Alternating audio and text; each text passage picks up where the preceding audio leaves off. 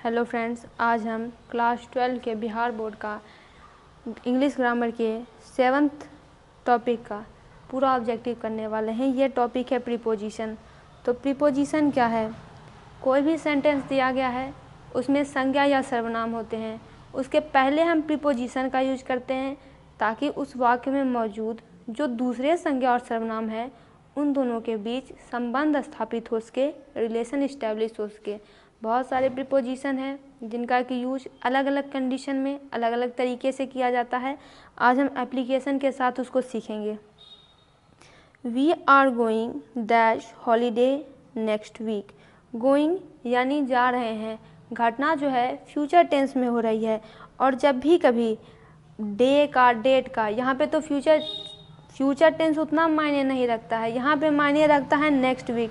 जब भी कभी आपको डे की और डेट की बात की जाती है वहाँ पे हम ऑन लगाते हैं कि we are going on holiday next week. अगले सप्ताह हम छुट्टी पर जा रहे हैं।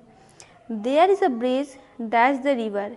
यहाँ पे हो जाएगा अक्रॉस द रिवर, यानी कि रिवर के इस छोर से लेकर इस पॉइंट से लेकर इस पॉइंट तक ब्रिज है, पुल है।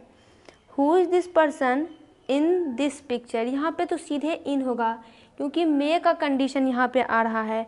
मे का यूज हम तब करते हैं, यूज तो बहुत सारा है लेकिन तब उसका यूज होता है जब हम किसी भीतर की बात कर रहे होते हैं। तो इस पिक्चर में कौन है, इस पिक्चर में जो पर्सन है वो कौन है, तो यही यहाँ पे इन लगेगा।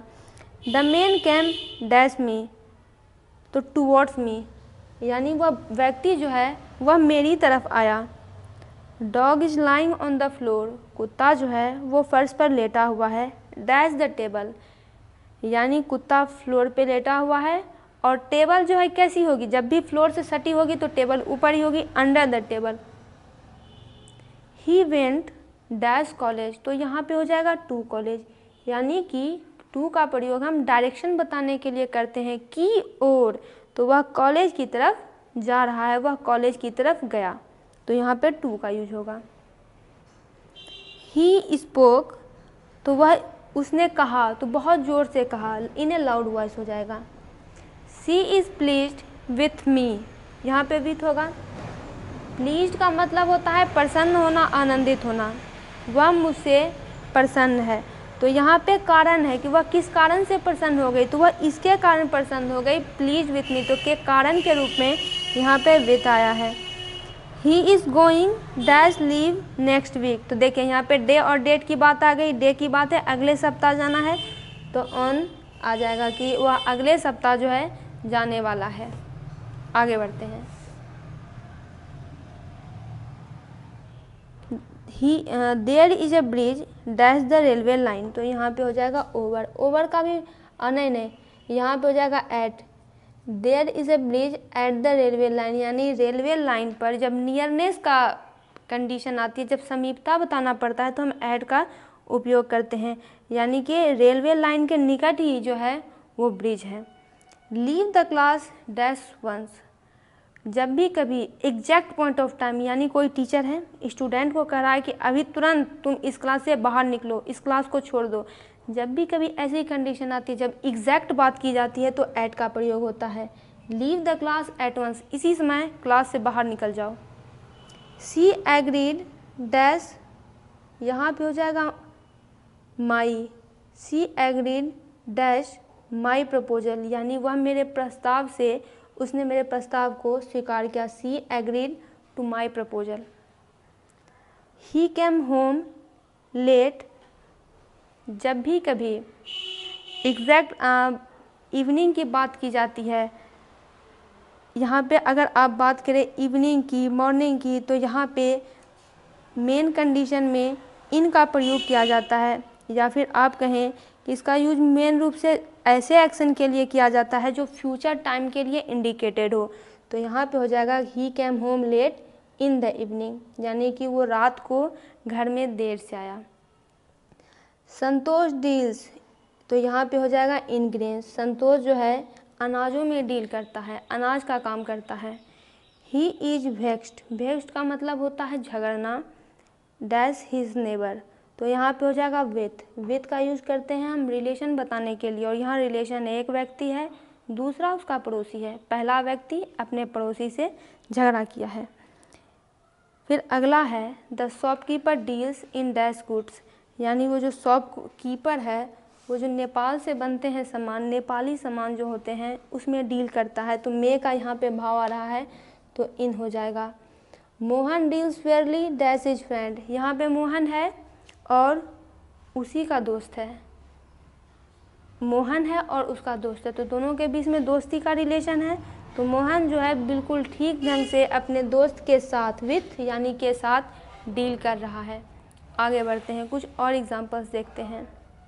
हर एम्प्लॉय ऑलवेज फाउंड फॉल्ट्स, उसके जो एम्प्लॉयर हैं, जो उसके कर्मचारी हैं, हमेशा उसमें फॉल्ट खोजते रहते हैं। तो इन हो जाएगा। उसमें मे का भाव यहाँ पे आ रहा है, इनका मतलब में होता है। I have lived in this town dash childhood, यहाँ पे कहा जा रहा है कि मैं बचपन से ही इस शहर में रहा हूँ।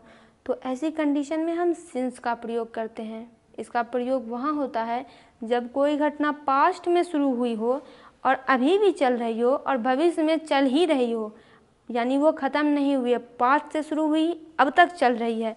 तो सिंस चाइल्डहुड, मैं इस शहर में अपने बचपन के दिनों से रह रहा हूँ, अभी भी कंटिन्यू है वो।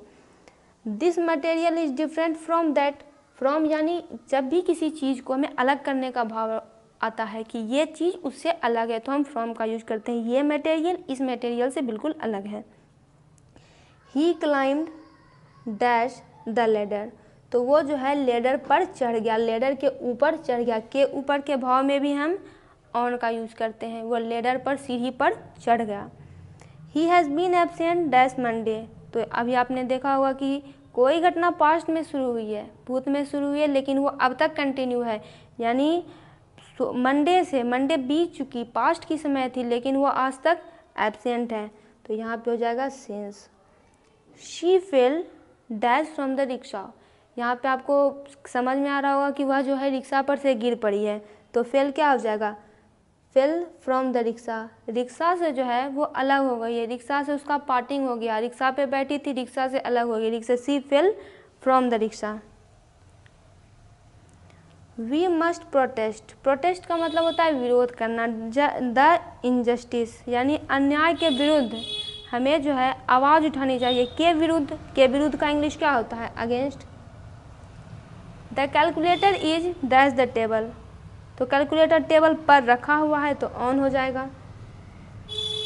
He was angry with me, वह मुझसे गुस्सा है, दोनों के बीच में रिलेशन है। वह क्यों गुस्सा है, तो वो इसके कारण गुस्सा है, तो कारण बताने के लिए विथ का यूज हुआ है।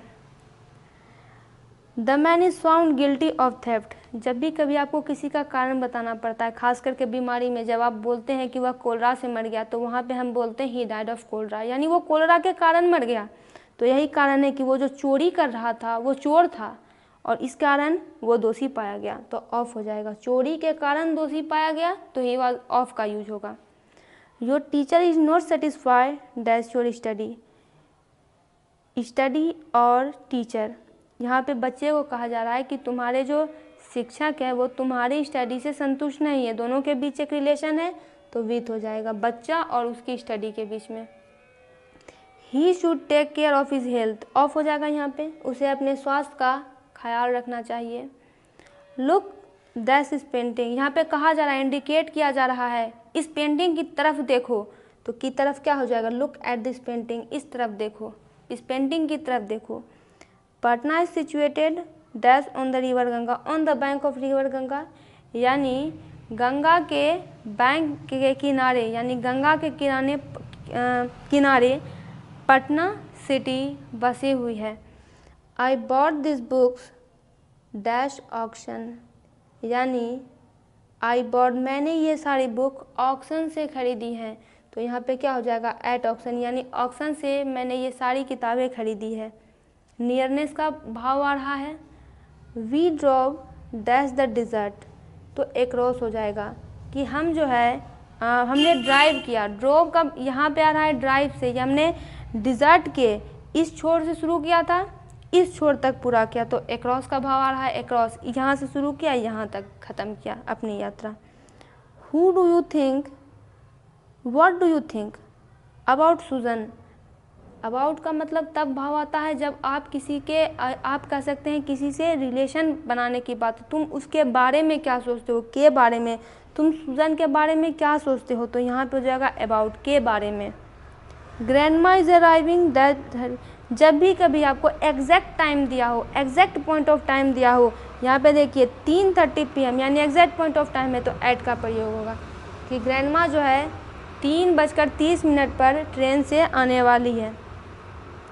I have not seen him dash his last birthday, यानी उसका लास्ट बर्थडे कब हुआ, पास्ट में घटना शुरू हुई थी लेकिन आज तक पूरी नहीं हो पाई, आज तक उसने इसे देखा ही नहीं है, तो यहाँ पे हो जाएगा सेंस।